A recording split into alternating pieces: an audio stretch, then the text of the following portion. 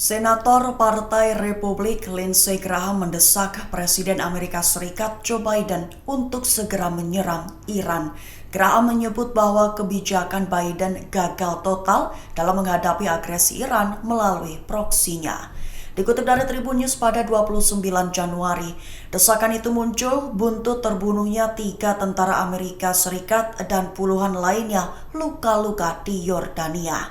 Lindsey Graham menyerukan kepada pemerintahan Biden untuk segera menyerang sasaran-sasaran penting di Iran. Tidak hanya sebagai pembalasan atas pembunuhan pasukan, tapi juga sebagai pencegahan terhadap agresi di masa depan.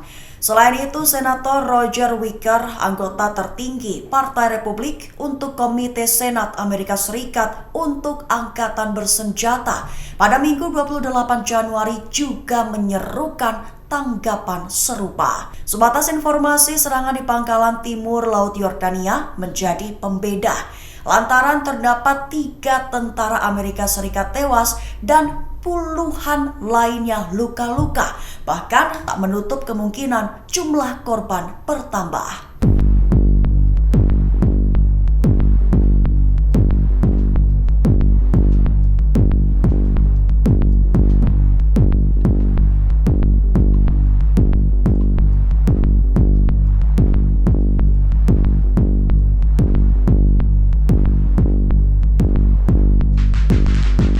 Polisi Israel mengusir paksa massa demo penuntut Perdana Menteri Israel Benjamin Netanyahu mundur. Dikabarkan aksi itu telah terjadi pada Sabtu 27 Januari di Tel Aviv hingga mengakibatkan bentrokan sengit. Dikutip dari Tribun News pada 29 Januari, selain mengusir paksa pendemo, polisi diketahui juga menyita spanduk bertuliskan "Hentikan Genosida". Sementara dalam video lain, seorang pengunjuk rasa terlihat digiring menjauh dari polisi sambil meneriakan "Merdeka, Merdeka Palestina". Diketahui aksi unjuk rasa tak terjadi di Tel Aviv saja, melainkan juga di Haifa, Kaisarea, Kfar Saba, Rehovot, dan Beersheba. Selain itu, menurut surat kabar Yediot Ahronot, polisi juga melakukan aksi penangkapan beberapa pengunjuk rasa di Kaplan Square di pusat kota. Ratusan orang dibubarkan secara paksa dan beberapa peralatan protes disita. Itu dilakukan polisi lantaran mereka menuntut pengunduran diri Netanyahu, juga meminta pemilihan umum lebih dipercepat. Ketika protes meningkat, Netanyahu mengkritik demonstrasi dengan menyebut kegiatan itu tidak ada gunanya dan justru disebut sebagai aksi berkontribusi terhadap tuntutan Hamas.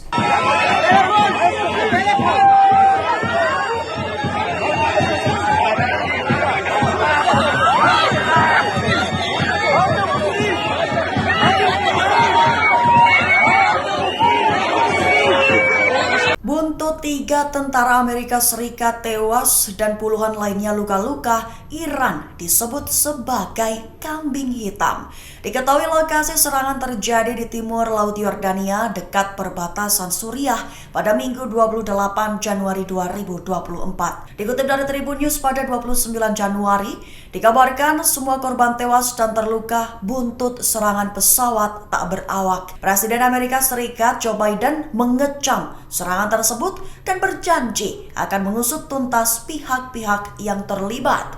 Dalam sebuah pernyataan, ia menyatakan meskipun pihaknya masih mengumpulkan fakta, namun ia tahu bahwa serangan itu dilakukan oleh kelompok militan radikal yang didukung Iran yang beroperasi di Suriah dan Irak.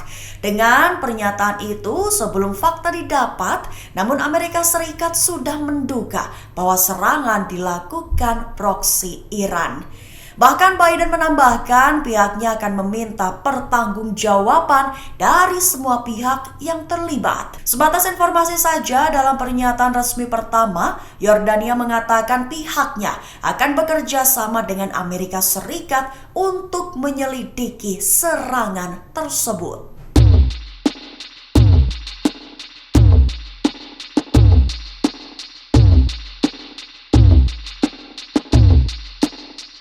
Amerika Serikat dikabarkan akan membela serangan yang menewaskan 3 tentara mereka. Menteri Pertahanan Amerika Serikat Lloyd Austin menyatakan sedang menunggu waktu dan tempat yang diinginkan untuk melakukan pembalasan. Dikutip dari Tribun News pada 29 Januari, kabar itu diungkap Austin dalam sebuah pernyataan pada Minggu 28 Januari 2024 kemarin. Austin disebut menuding kelompok milisi yang didukung oleh Iran bertanggung jawab atas serangan drone bunuh diri itu. Ia merasa marah dan sangat sedih atas kematian 3 anggota militer Amerika Serikat dan terlukanya puluhan tentara lainnya. Ia menyebut seluruh orang di Departemen Pertahanan berduka atas kehilangan ini. Austin mengatakan bahwa Presiden Joe Biden dan pihaknya tidak akan mentolerir serangan dan akan mengambil semua tindakan sebagai aksi bela diri. Selain itu, para pejabat Yordania mengatakan serangan itu bukan terjadi di wilayah mereka, melainkan di wilayah perbatasan Suriah yang berada di luar kendali rezim Assad.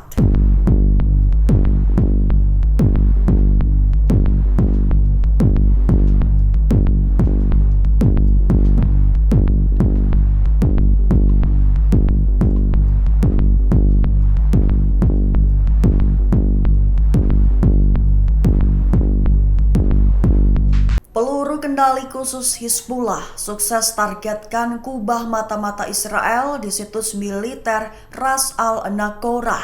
Dikabarkan penyerangan telah dilakukan dan rekaman diterbitkan pada Minggu 28 Januari 2024 kemarin. Dikutip dari Al-Mayadin pada 29 Januari. Sebelumnya pada 27 Januari Hizbullah juga telah menargetkan markas besar unit rahasia Israel. Lokasinya di Barak Zabdin di peternakan Sheba yang diduduki dengan persenjataan rudal Falak 1. Selain itu mereka juga menargetkan peralatan mata-mata di lokasi Maroun al-Rash dan kumpulan pasukan pendudukan Israel. Lokasinya di dekat Barak Shomera dengan menggunakan senjata yang sesuai sehingga membenarkan adanya serangan langsung. Sebelumnya lagi, perlawanan juga telah menargetkan situs Kirbet Ma'ar serta 3 tempat berkumpulnya tentara pendudukan Israel. Lokasi pertama dilakukan di sekitar Barak Dovev, yang kedua di selatan situs Abad yang diduduki, dan yang ketiga di sekitar situs Jal al-Alam yang diduduki dengan menggunakan roket Burkan.